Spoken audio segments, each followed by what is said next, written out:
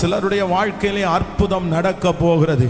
நீங்கள் ஏற்கனவே ஒரு ஸ்தானத்திலே இருந்தீர்கள், ஒரு பலத்தோடு இருந்தீர்கள். மறுபடியும் அது எனக்கு கிடைக்குமா? மறுபடியும் அந்த பலத்தை நான் பார்ப்பேனா? மறுபடியும் அந்த சந்தோஷம் எனக்கு உண்டாகுமா? எனக்கு இருக்கிற சூழ்நிலையை பார்த்தா ஒன்றும் தெரியல, எப்படி இது நடக்கும்னே எனக்கு தெரியல.